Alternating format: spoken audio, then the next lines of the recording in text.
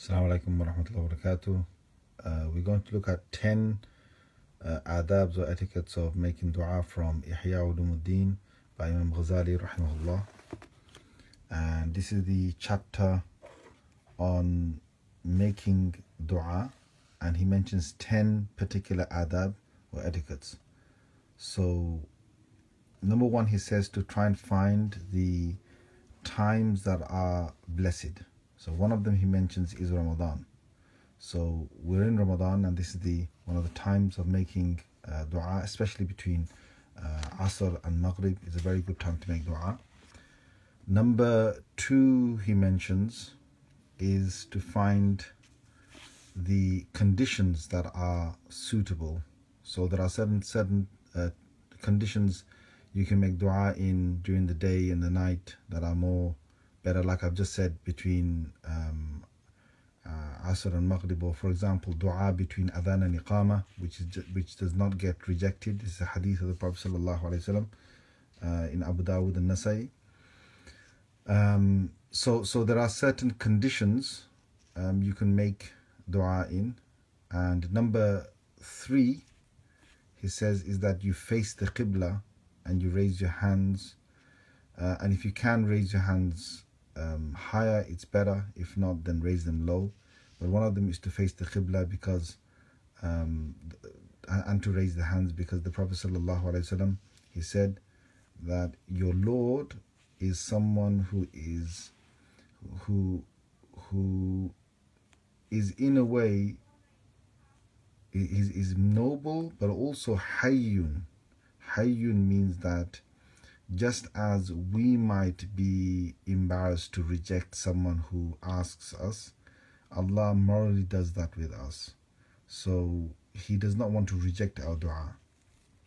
So he, from his servant, when his servants actually raise their hands to him, he does not want to return them empty.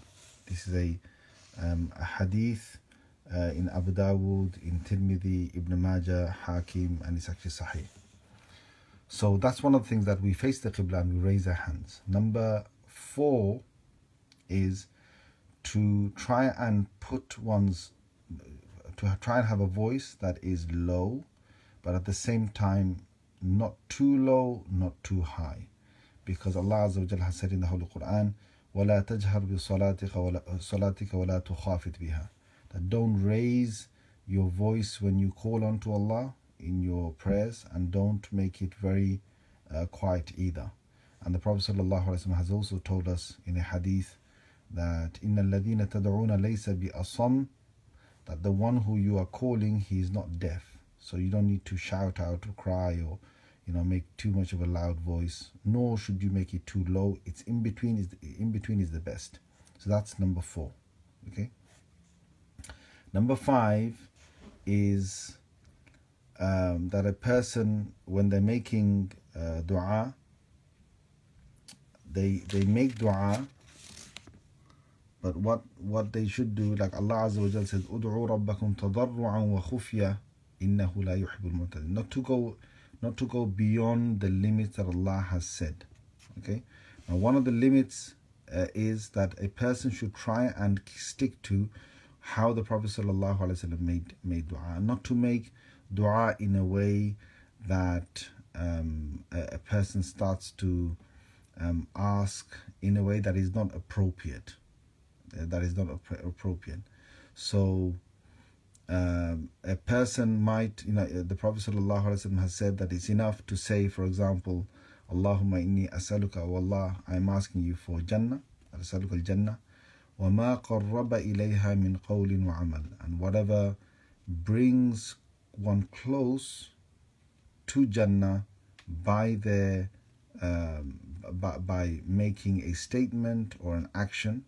Wa a'udhu bika min an-nar, O Allah, I seek refuge in you from the fire, and whatever might draw one close towards the fire by their statement or their action, meaning that anything that they say, anything that they do that might lead them towards the fire, I ask you to save me from that. Okay.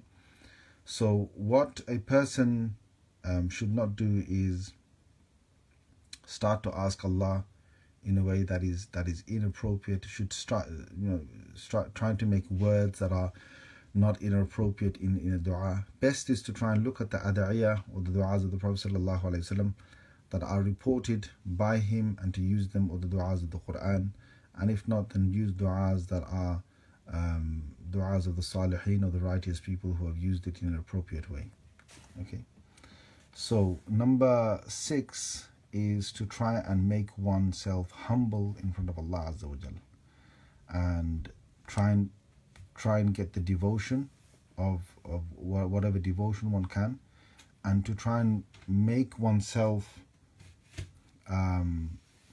inclined towards Allah, and try and have fear of Allah Azza wa Jal. So Allah Azza wa Jal said in the Holy Quran, إنهم كانوا يسارعون في الخيرات ويدعوننا رغبا ورهبا. And in the Quran, Surah Anbiya, ayah number 55, Allah said that they were people, meaning the Anbiya alayhi salatu wasalam, and specifically Zakaria alayhi salam and his family. They were people who used to be very hasty in trying to do good, and they used to ask us in a way that they were inclined towards us, and they had their hope that their dua would be accepted, and they had fear of us, that they might have done something wrong, so they would ask forgiveness. So number 6 is to try and get humble in one's dua, and have the hope that one's dua would be have the inclination towards Allah Azza wa Jalla. Number 7 is that you make a firm intention that your dua will be accepted. For the Prophet ﷺ has told us that Ud'ullah, he's told us to make dua to Allah Azza wa Jal, wa antum muqinuna bil ijaba. He's told us that pray, make dua to Allah where you are, in yourself you make some kind of certainty that inshallah a dua will be accepted. This is a hadith of the Prophet sallallahu alaihi wasallam in Tirmidhi by Abu Hurairah radiyallahu anhu. And there are various other ahadith of the Prophet sallallahu alaihi wasallam that tell us to make dua and not be absent-minded, okay, and to have the yaqeen or the inner conviction that inshallah our dua will be accepted.